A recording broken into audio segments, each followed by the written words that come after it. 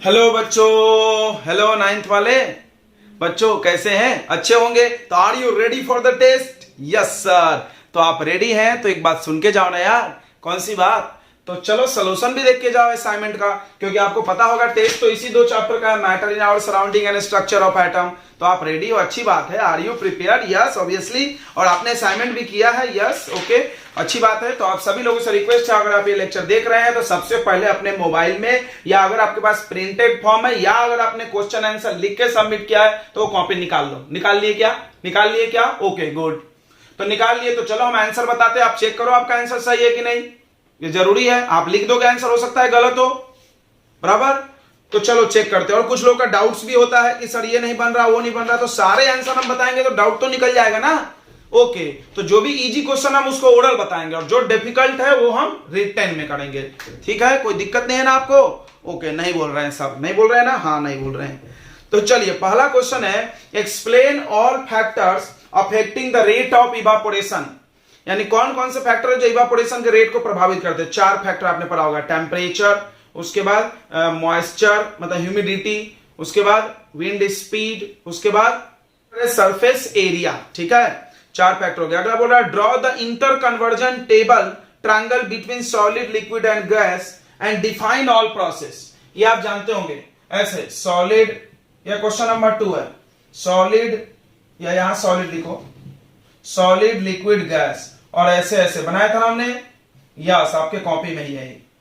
और सारे प्रोसेस का नाम, जैसे यहां से यहां फ्यूजन, फिर फ्यूजन, उसके बाद वेपोराइजेशन, उसके बाद सब्लिमेशन, ऐसे करके डिपोजिशन। तो आपको सब पता होगा, सबका डेफिनेशन में द प्रोसेस लिख देना है। अगला, वाटर कैरेक्टरिस्टिक्स ऑफ पार्टिकल्स, सबने लिखा होगा 3 characteristic. Give reason. Question number 4 में गिव रीजन है। तो पहला क्वेश्चन है, gas fill completely the vessel in which kept. एक गैस को किसी वेसल में रखते तो पूरा भर लेता है, बताओ क्यों? क्यों? इसका आंसर एक वर्ड में, unfixed volume. Gas have unfixed volume. तो ये कीवर्ड है, ये आंसर में होना चाहिए। दूसरा, gas apply pressure on the wall of container. बताओ क्या होगा? क्या होगा? क्या होगा? क्या होगा? High kinetic energy. High kinetic energy. Kinetic energy गैस के पार्टिकल का ज्यादा होता है, वॉल पर कंटेनर पे जाके टकराता है और प्रेशर लगाता है। काइनेटिक एनर्जी वर्ड होना चाहिए, या मूव होना चाहिए। मूव मतलब गैस के पार्टिकल चलते रहते हैं, वो जाके वॉल पे टक्कर मारते हैं, कोलाइड करते हैं, टक्कर। सी क्वेश्चन है, a wooden table is solid. क्यों solid? Fix shape and fix volume. Fix shape and fix volume, याद कर जाओ, मतलब समझो, मिलाओ आपके आंसर में सारे वर्ड्स हैं कि नहीं। की वर्ड्स है, ये होना चाहिए, नहीं है तो लिखो। चलो तो 4 नंबर हो गया। 5वां, गिव द रीजन। पहला, naphthalene ball disappear with time without leaving any solid. Naphthalene ball disappear क्यों हो जाता है? क्योंकि वो सबलाइम है। क्या है वो? सबलाइम। सबलाइम क्या होता है? जो डायरेक्ट सॉलिड से गैस बन जाए। B, we can get the smell of perfume because kinetic energy of gases is very high. Okay, good. चलो क्वेश्चन नंबर 6, मेल्टिंग पॉइंट, सब लोग जानते होंगे। The temperature at which solid changes into liquid at its at atmospheric pressure, यही है ना? हाँ। उसके बाद है boiling point, the temperature at which liquid changes into gas at atmospheric pressure. अगला है latent heat of fusion. Fusion यानी क्या होता है? पिघलना।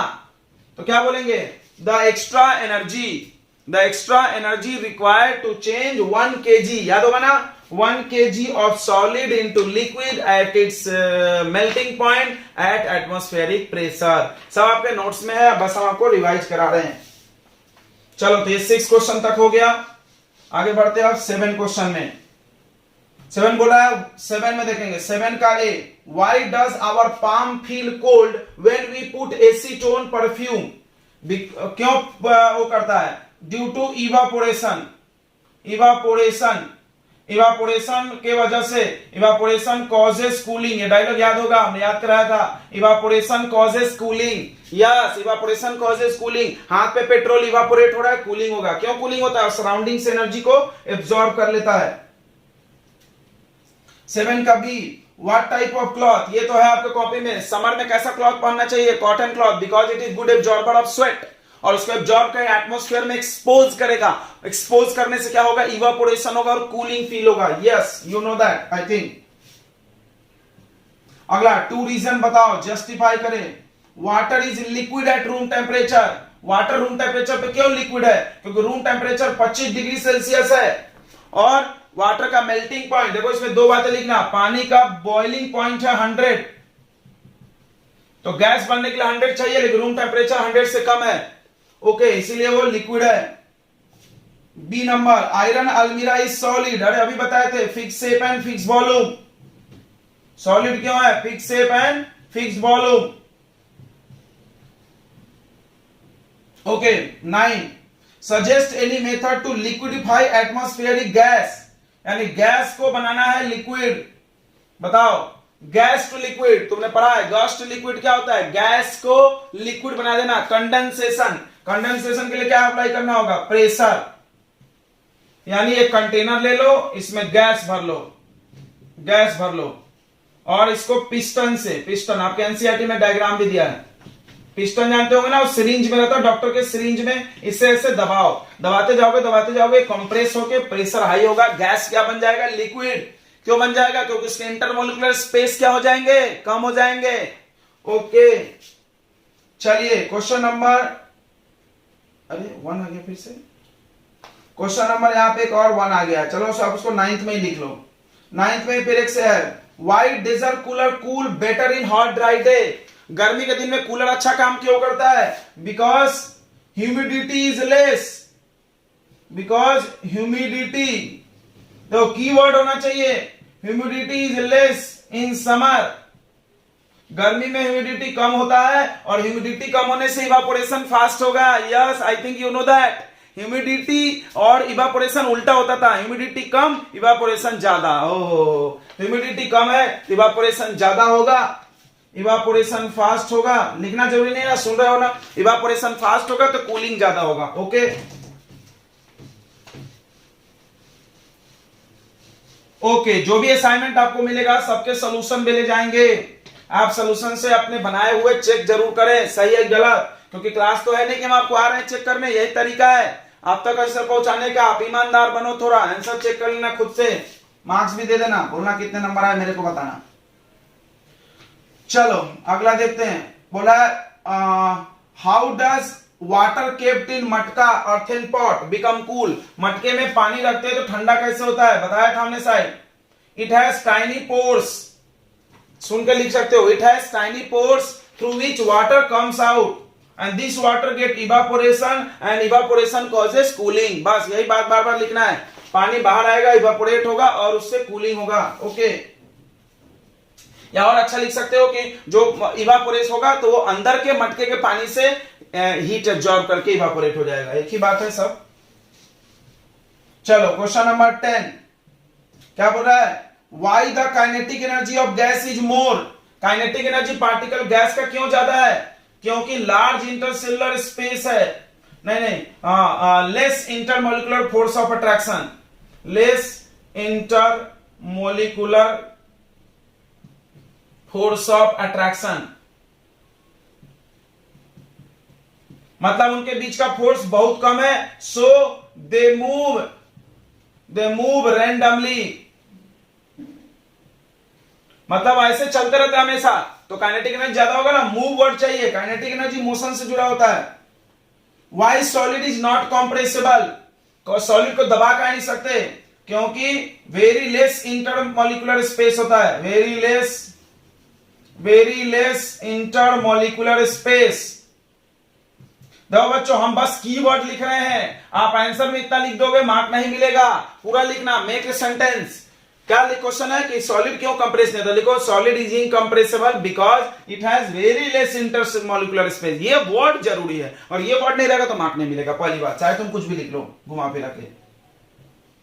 वाई आइस फ्लोट, पानी में बर्फ क्यों तैरता है, बिकॉज डेंसिटी ऑफ आइस, तो कोई चीज तैर रहा है तो डेंसिटी कम होगा, density of ice is less than water, बस यही जवाब था, पानी में बर्फ तैर रहा है क्योंकि आइस की डेंसिटी पानी से कम है। जो भी चीज डूब गया उसका डेंसिटी ज्यादा, जो तैर रहा है उसका कम। याद करो, आगे भी काम आने वाला। 12 नंबर क्वेश्चन देखते हैं। 12 नंबर बोल रहा है gases are more compressible, right to reason. Gas बहुत ज्यादा दबता है, दो कारण बताओ। एक कारण बता दो, लार्ज इंटरसेलुलर स्पेस, इंटरमॉलिक्यूलर, देखो सेलुलर बोल रहे हैं, इंटरमॉलिक्यूलर स्पेस मतलब मॉलिक्यूल्स के बीच स्पेस ज्यादा है। और उसके बाद अनफिक्स वॉल्यूम बोल दो, उसका अनफिक्स्ड वॉल्यूम होता है, फिक्स वॉल्यूम नहीं होता, आराम से उसको कंप्रेस कर दो। 13 rate of diffusion of gases are faster, why, high kinetic energy. क्या बोलेंगे? हाई काइनेटिक एनर्जी, बहुत ज्यादा चलता है, जल्दी जल्दी। डिफ्यूज होना नहीं, मिक्स होना। तो बस हम मेन वर्ड्स बता रहे हैं, ध्यान रखना है बात। How can we liquefy gases, अभी बताए थे। गैस को लिक्विड कैसे बनाओगे? इंक्रीजिंग प्रेशर, क्या करके? इंक्रीजिंग प्रेशर, प्रेशर बढ़ा दो, गैस बन जाएगा लिक्विड। क्यों बन जाएगा? प्रेशर बढ़ाओगे, इंटरमॉलिक्यूलर स्पेस कम हो जाएगा। अगला, why do clothes make take more time to dry in rainy season. क्यों बारिश के दिनों में ज्यादा वो लगता है, ज्यादा टाइम लगता है कपड़े के सूखने में? Because in rainy season humidity, पूरा आंसर ह्यूमिडिटी पे है। Humidity of air is more, humidity ज्यादा, इवापोरेशन कम। बस याद रखना, लेस। गर्मी में ह्यूमिडिटी कम, इवापोरेशन ज्यादा, कूलर जल्दी ठंडा करेगा। बारिश में ह्यूमिडिटी ज्यादा, पानी, ह्यूमिडिटी समझता है ना, amount of water in air, हवा में पानी की मात्रा। चलो, तो ये क्वेश्चन नंबर हो गया आपको 14। उसके बाद क्वेश्चन नंबर 15 पे आ जाओ। बोला वुडन चेयर इज सॉलिड। अरे यार, ये क्वेश्चन बहुत बार हो गया ऐसे क्वेश्चन। फिक्स से फिक्स वॉल्यूम, फिक्स से फिक्स वॉल्यूम, कोई भी सॉलिड है तो फिक्स से फिक्स वॉल्यूम की वजह से।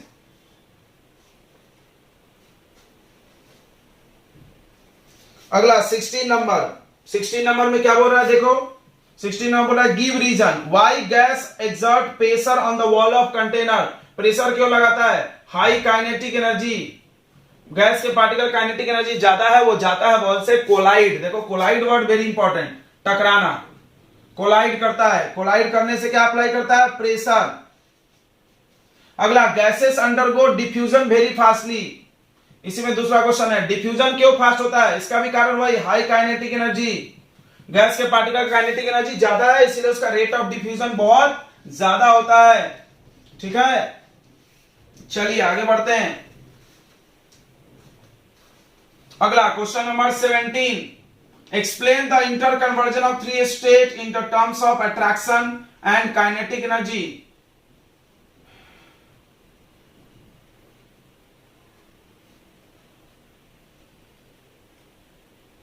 बोला interconversion of three state बताओ, मतलब सॉलिड से लिक्विड और लिक्विड से गैस के बारे में बताओ। काइनेटिक एनर्जी और अट्रैक्शन के टर्म में हम बता रहे हैं। देखो, सॉलिड को जब हीट करेंगे, क्या बोलना है, ध्यान सुनना, क्या लिखना है इसमें। सॉलिड को जब हीट करेंगे तो काइनेटिक एनर्जी पार्टिकल का क्या हो जाएगा? बढ़ जाएगा। अट्रैक्शन क्या हो जाएगा? घट जाएगा, तो वो लिक्विड बन जाएगा। यही लिखना है, समझा। और लिक्विड को जब हीट करेंगे तो काइनेटिक एनर्जी और बढ़ जाएगा, अट्रैक्शन और घट जाएगा। समझ में आ गया ना? यानी दो बातें, मतलब ये बदलता है गर्म करके, तुमको पता है वो उसको क्यों बदलता है, उस कारण में दो बातों को एक्सप्लेन करो। एक इंटरमॉलिक्यूलर फोर्स ऑफ अट्रैक्शन और दूसरा काइनेटिक एनर्जी। सही है, तो याद रखना, अगर अट्रैक्शन, सबको पता है अट्रैक्शन ज्यादा तो काइनेटिक एनर्जी कम, उल्टा होता है एक दूसरे का। यानी यहाँ पे अट्रैक्शन यहां से यहां जा रहा है तो अट्रैक्शन घट रहा है, काइनेटिक एनर्जी बढ़ रहा है। यहां से यहां जा रहा है तो अट्रैक्शन फिर घट रहा है और घट रहा है और काइनेटिक एनर्जी और बढ़ रहा है। ओके बच्चों, चलो, तो ये 17 हो गया। अब 18 पे आते हैं। What effect of change of pressure on physical state of matter? Explain with an example of gas. बोला प्रेशर बढ़ाने से क्या होगा, तो उल्टा चलो, गैस, लिक्विड, सॉलिड। अगर आप प्रेशर बढ़ाओगे तो गैस लिक्विड में बन जाएगा और लिक्विड सॉलिड में। कैसे? प्रेशर बढ़ाने से क्या होगा? इंटरमॉलिक्यूलर स्पेस कम होगा। इंटरमॉलिक्यूलर स्पेस कम होगा, फोर्स बढ़ेगा। स्पेस कम होगा, फोर्स बढ़ेगा, तो लिक्विड हो जाएगा, और फोर्स बढ़ेगा, सॉलिड हो जाएगा। एग्जाम्पल एक्सप्लेन करो गैस का, कर देना हवा वाला। एयर को ले लो एक कंटेनर में, अभी बता रहे थे, और उसको ऐसा प्रेस करो पिस्टन से। पिस्टन से बताए थे अभी, सिरिंज जैसा होता है, डॉक्टर का जो इंजेक्शन होता है उसमें रबर का ऐसा काला से जो लगा रहता है वो पिस्टन जैसा है, उससे ऐसे प्रेस करो उसको, तो क्या हो जाएगा, वो लिक्विड बन जाएगा। तुमको पता है बड़े बड़े गाड़ियों का जो टायर होता है ना, ट्रक और का, उसमें पानी होता है, पानी भर जाता है। कैसे? जो हवा डालते हो लोग, हवा उसमें प्रेशर पड़ता है टायर का तो लिक्विड बन जाता है। ओह समझा क्या? हाँ चलो, तो 18 भी हो गया, तुमको समझ गया, प्रेशर के बारे में बताना है। 19, इन सबको अरेंज करो order of force of attraction, force of attraction के आधार पे। तो पहला है आयरन नेल यानी लोहा, केरोसिन लिक्विड और ऑक्सीजन गैस। अरे बहुत आसान है यार।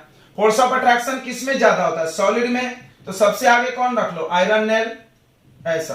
फिर उसके बाद लिक्विड में कम होता है तो उसके बाद केरोसिन रख लो, और सबसे कम गैस में होता है तो ऑक्सीजन। आसान है। दूसरा इंटरमोलिकुलर स्पेस। अब ये चीज फील करना है, हम तुमको बाद में पढ़ाते समय बताए थे, स्पेस और फोर्स उल्टा है, स्पेस कम फोर्स ज्यादा, स्पेस ज्यादा फोर्स कम। समझ गया होगा ना? ज्यादा मजबूती से फोर्स होगा तो स्पेस कम हो जाएगा। यानी इस ऑर्डर को उल्टा कर लो, ये एरो को घुमा दो इधर, हो गया फिर ऑर्डर। 20 नंबर, ये बच्चों को बहुत डाउट आ रहा था, ध्यान से समझेंगे। एक एलिमेंट है जेड, उसने हाइड्रोजन क्लोरीन ऑक्सीजन और फास्फोरस से रिएक्ट किया और कंपाउंड बनाया। देखो ZH3, ध्यान समझना, ZH3, उसके बाद बनाया ZCl3, उसके बाद बनाया Z2O3 और ZP। तो बोला what is the valency of Z. ध्यान समझना, बता रहे हैं। तो कभी भी कोई कंपाउंड बनता है, कभी भी कोई कंपाउंड बनता है तो इसका वैलेंसी इसके पास लिखा जाता है, याद रखना। तो देखो यहां पे हर जगह 3 लिखा हुआ है, कोई बोले यहां क्यों नहीं लिखा है, तो क्योंकि दोनों का अगर 3 रहेगा तो कट जाता है, नहीं लिखते हैं। हम लोग अगले चैप्टर में सीखेंगे। तो यहां पर वैलेंसी ऑफ जेड कितना आएगा? वैलेंसी ऑफ जेड होगा 3। ओके, उसके बाद एलिमेंट जेड इज मेटल और नॉन मेटल। जेड मेटल है कि नॉन मेटल? तो जवाब है मेटल। कोई बोला कैसे? तो तुमको पता है हाइड्रोजन क्लोरीन ऑक्सीजन ये सब नॉन मेटल है। कोई बोला हमको कैसे पता? तो हम बताते, देखो ये सब गैस है। नॉन मेटल के बारे में तुम इतना तो जरूर पढ़ोगे कि नॉन मेटल साइन नहीं करता, चमकता नहीं है वगैरह वगैरह, डक्टिलिटी मेलेबिलिटी सोनरस नहीं होता। ये सब गैस है। गैस कभी साइन कर सकता, गैस कभी मेलेबल डक्टाइल हो सकता नहीं। तो बेटा ये सब गैस है, अगली बार से दिमाग में बैठा लो, जो भी गैस होता है वो पक्का नॉन मेटल होता है। हाँ, कोई मेटल गैस नहीं है। तो ये गैस है तो नॉन मेटल है। नॉन मेटल से कौन जुड़ सकता है? मेटल। ये साइंस की दुनिया ऐसी है, उल्टे लोग जुड़ते हैं, बराबर है। प्लस माइनस को अट्रैक्ट करता है, लड़का लड़की के पास जाता है, उसी तरह मेटल नॉन मेटल से रिएक्ट करता है। मेटल मेटल नहीं करता, नॉन मेटल नॉन मेटल नहीं करता। ओ समझ गया होगा, तो जेड मेटल है। चलो, तो ये 20 क्वेश्चन जरूर समझे आप। बहुत लोग मेरे से कमेंट में पूछ रहे थे सर 20 नहीं जम रहा। ठीक है बच्चों, तो आगे होगा भी, हम उम्मीद कर रहे हैं। 21 पे भी बहुत कमेंट आया यार। Element from A to E have in distribution.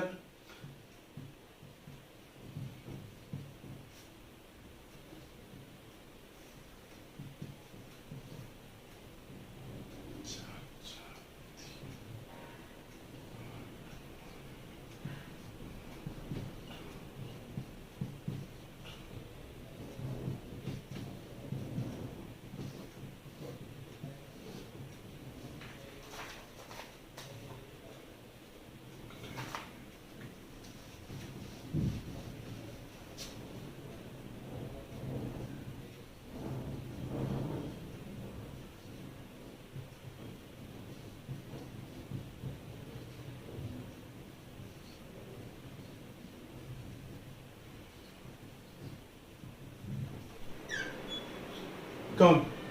हाँ? से क्या बोल रहे हैं? कुछ प्रॉब्लम। चलो बच्चों, ये क्वेश्चन बच्चे बहुत ज्यादा पूछे हैं और बहुत लोगों को तो आया भी नहीं। चलो कोई बात नहीं है, बहुत अच्छा क्वेश्चन है, खूबसूरत सा। आप देखो, ये ABCD कोई एलिमेंट होगा, नाम नहीं दिया जाता है ऐसे क्वेश्चनों में। ये इलेक्ट्रॉन है और ये न्यूट्रॉन है और ये प्रोटॉन है। अब आपको इसमें अपने मन से 2 चीज लिखना है, देखना। एक एटॉमिक नंबर लिखना है और दूसरा लिखना है मास नंबर। क्यों? क्योंकि सब कुछ उसी से डिसाइड होता है, एटॉमिक नंबर और मास नंबर से।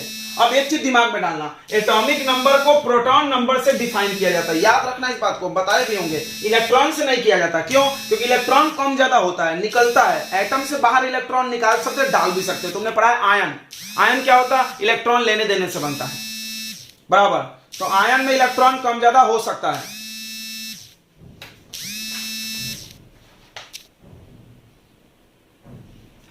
तो आयन में इलेक्ट्रॉन कम ज्यादा हो सकता है, इसीलिए एटॉमिक नंबर को प्रोटॉन से डिफाइन करो।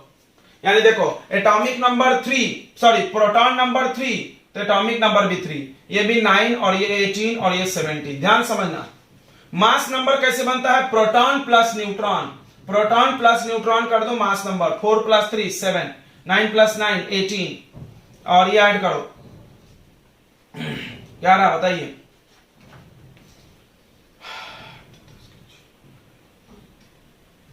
40, ठीक है। और ये देख लो,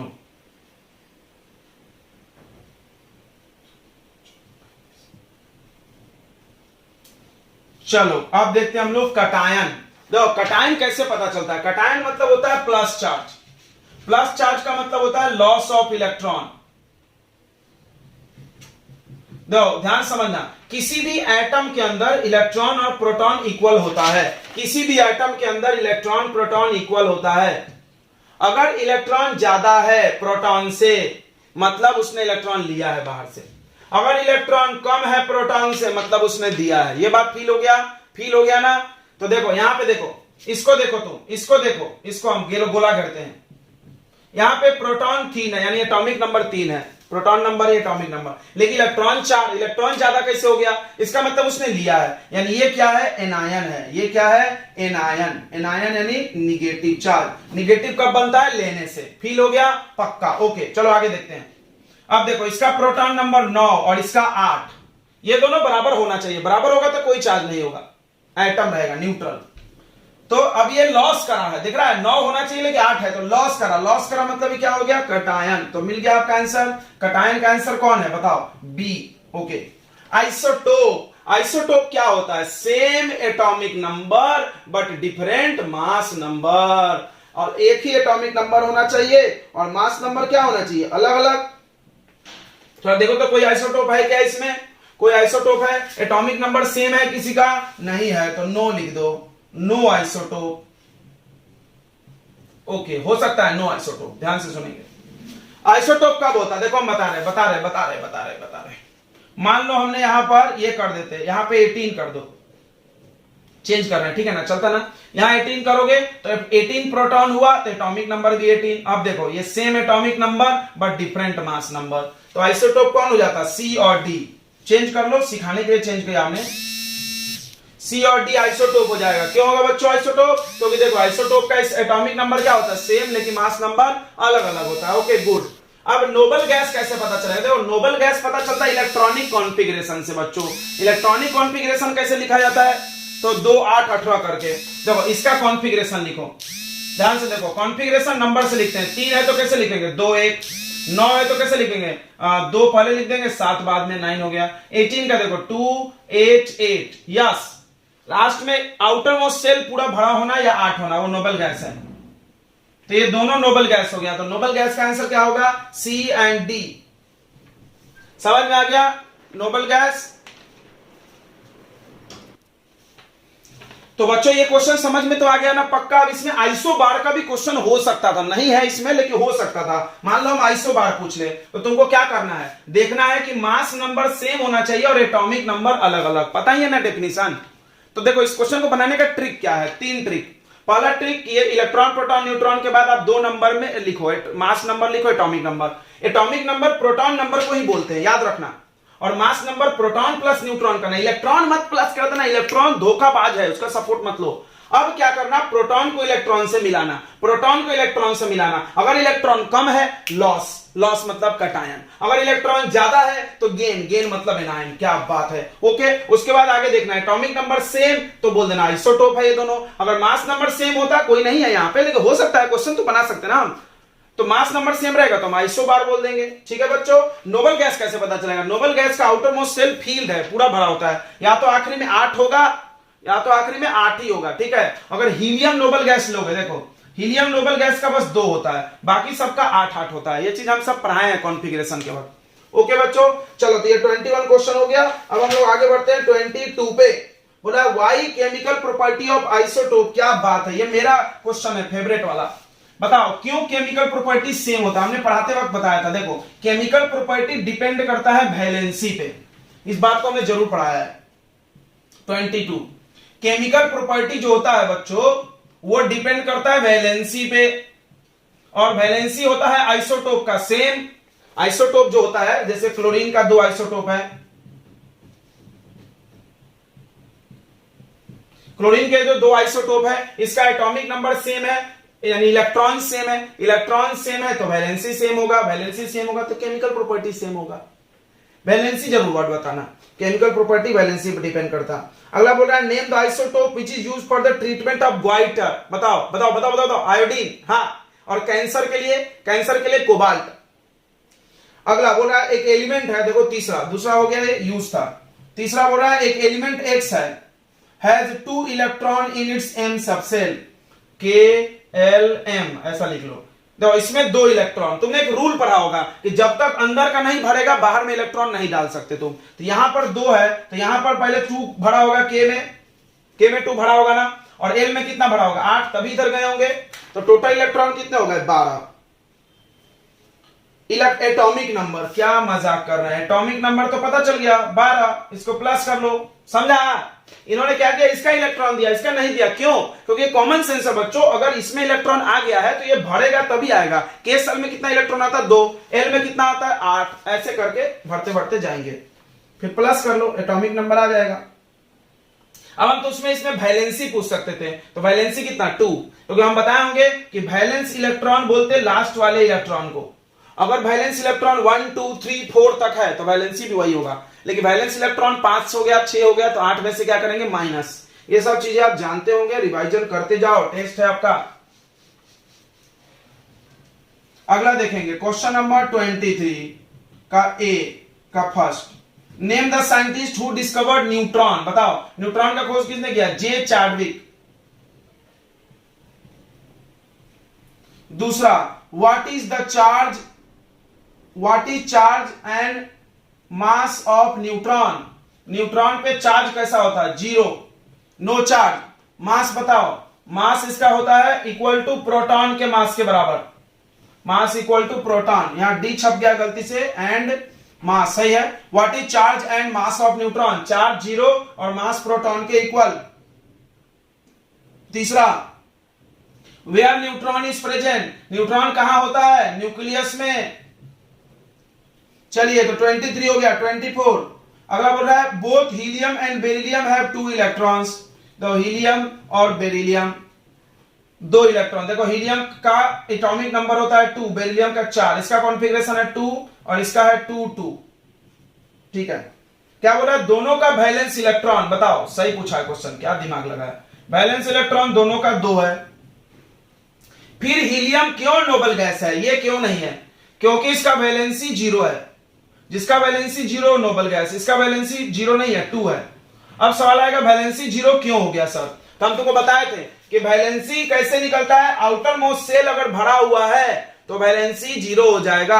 आउटर सेल इसका के है, के में 2 इलेक्ट्रॉन आता है तो वैलेंसी कितना 0। ये थोड़ा एक्सेप्शन है, ठीक है बच्चों, इसको याद कर जाओ। हीलियम हम बताए भी थे, हीलियम का वैलेंसी कितना होगा 0, वैलेंस इलेक्ट्रॉन 2 है। तो बेरिलियम, बेरिलियम में क्या होगा, बेरिलियम में देखो ये के में 2 भरता है, एल में 8 भरता है, अभी भी खाली है, ये पूरा भरा नहीं है। पूरा भरा नहीं है तो नोबल गैस तो होगा नहीं, नोबल गैस नहीं होगा तो इसका 2 इलेक्ट्रॉन है, यानी वैलेंस इलेक्ट्रॉन 2, तो वैलेंसी भी 2। आ गया समझ में। चलो नहीं समझ में आया तो तुम एक बात करो यार, हीलियम को तुम याद कर जाओ, हीलियम का 2 इलेक्ट्रॉन है, के में भरता है, वैलेंस इलेक्ट्रॉन 2, वैलेंसी 0 है, नोबल गैस है। बाकी कहीं दिक्कत नहीं जाएगा। यहां पे नोबल नहीं है क्योंकि वैलेंसी 0 नहीं है। नोबल गैस होने के लिए वैलेंसी कितना होना चाहिए 0, बस। वैलेंस इलेक्ट्रॉन 2 तो वैलेंसी 2 पता ही होगा।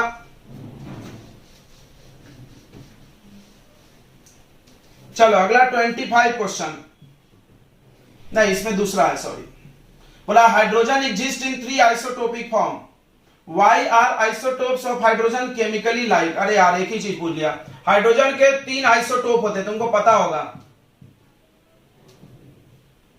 एक प्रोटियम, ड्यूटेरियम, ट्राइटियम। बताओ केमिकल प्रॉपर्टी सेम क्यों? अब भी बताए थे यार, आइसोटोप का केमिकल प्रॉपर्टी क्यों सेम होता? बताओ, वैलेंसी सेम है। हाँ, बात खत्म। अगला, व्हाट इज कैनल रे? बहुत सारे लोग पूछ लिए कैनल रे क्या होता है। देखो हम बता रहे कहानी छोटी सी।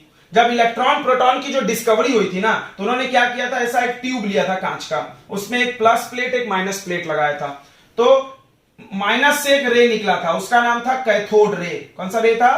Cathode ray. ध्यान से सुन लेना बच्चों, कैथोड रे यानी निगेटिवली चार्ज रे, निगेटिवली चार्ज रे। Okay, is called cathode ray. और एक प्लस से रे निकला था, इसका नाम था कैनल रे। तो व्हाट इज कैनल रे? पॉजिटिवली चार्ज रे इज कॉल्ड कैनल रे। बाद में इसी को प्रोटॉन बोला गया था, कैनल रे को ही क्या बोला गया था? प्रोटॉन। चलो, इतना बात समझ में आ गया। अगला, state the nature and constituent of canal ray. पूछ लिया यार, कैनल रे का नेचर बताओ। तो कैनल रे पॉजिटिवली चार्ज होता है, नेचर यानी चार्ज बताना है। और क्या पूछा है? किससे बना है? It is made by proton, proton से बना होता है। ठीक है बच्चों, इतना समझ में आ गया। देखो, इलेक्ट्रॉन से बना था कैथोड रे, याद रखना। कैथोड रे कैसे बना था? इलेक्ट्रॉन से बना था, निगेटिवली चार्ज था। कैनल रे प्लस चार्ज से बना हुआ था, एक प्रोटॉन से बना हुआ था। इसी तरह इलेक्ट्रॉन प्रोटॉन की खोज हुई थी। चलो, अगला पूछ रहा है, इनको पेयर्स को देख करके बताना है कि किसका केमिकल प्रॉपर्टी सेम होगा और रिलेशन बताओ। देखो, यानी आइसोटोप आइसोबार का सवाल आ गया, ध्यान से देख लें।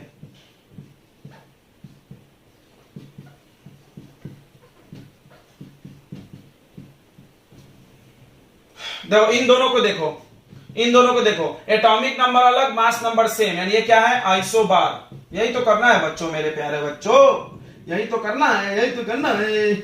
अब आइसोटोप खोजो यार, आइसोटोप नहीं है इसमें कोई। एटॉमिक नंबर सेम दिख रहा नहीं, मेरे हिसाब से यहाँ 18 रहता तो हो जाता, शायद मिसप्रिंट हो। चलो, मान लो क्वेश्चन में यहाँ 18 आएगा, तो ये दोनों क्या हो जाएगा? आइसोटोप। चलो, नहीं है तो कोई बात नहीं। किसका केमिकल प्रॉपर्टी सेम होगा? देखो, ये केमिकल प्रॉपर्टी सेम नहीं होगा यार, मेरे हिसाब से कहीं ना कहीं कुछ छूटा है यार, ये यहीं छूटा होगा। नहीं, 18 नहीं हो सकता, यहां पे नहीं, यहां भी नहीं हो सकता यार। 18 10 20 40।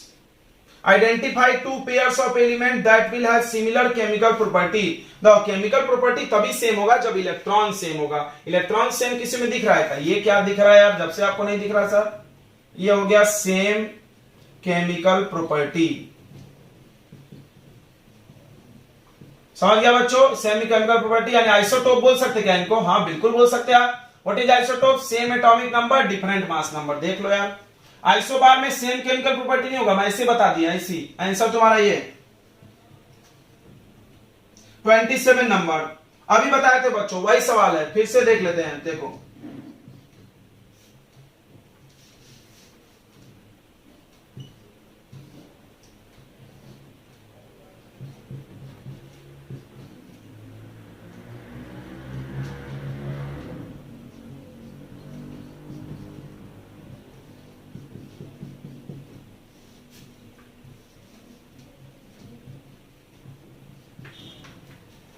देखो बच्चों, ये क्वेश्चन में दिया होता है आपको अपने मन से दो चीज लिखना है, एक एटॉमिक नंबर और दूसरा लिखना है मास नंबर। ध्यान सुन लेंगे, एक एटॉमिक नंबर लिखना है, दूसरा मास नंबर। एटॉमिक नंबर किससे पता करना है? इलेक्ट्रॉन से कि प्रोटॉन से? प्रोटॉन से। 17 18 17 17। मास नंबर किसको प्लस करना? Proton neutron. इलेक्ट्रॉन पे हाथ ही मत डालना, हाथ डालोगे हाथ गंदा हो जाएगा।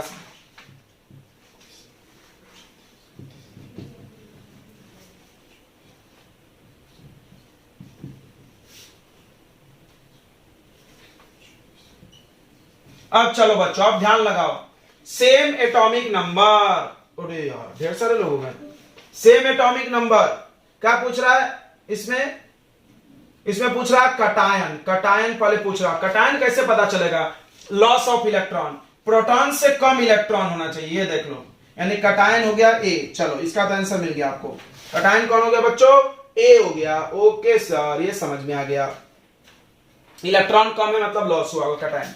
उसके बाद दूसरा क्वेश्चन पूछ रहा है, पेयर ऑफ आइसोबार। बताओ आइसोबार क्या होता है? Same mass number but different atomic number. Same mass number but different atomic number, तो ये हो गया आइसोबार, बी और सी। ओके, अगला क्या पूछा है? अगला पूछा है isotope. Isotope same atomic number but different mass number, same atomic number but different mass number. 35, 37, 34 ये तीनों क्या हाउ यानी ए। अच्छा एक बात और गौर करो यार, एक और गौर करो, देखो देखो देखो देखो देखो,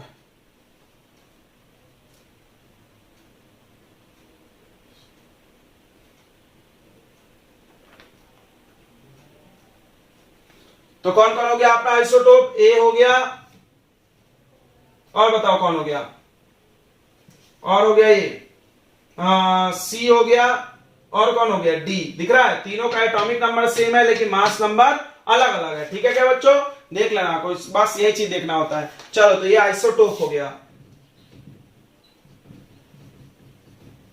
अब आखिरी क्वेश्चन बोल रहा है give the reason solid are incompressible और solid have negligible kinetic energy. Incompressible क्यों? इंटरमॉलिक्यूलर स्पेस नहीं होता है, बहुत कम होता है।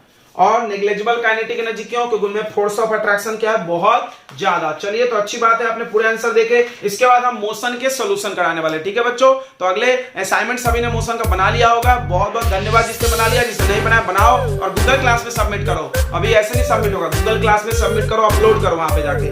ठीक है बच्चों, तो चलो मोशन के असाइनमेंट का सॉल्यूशन लेके आएंगे अगली बार। तब तक के लिए all the best for your test.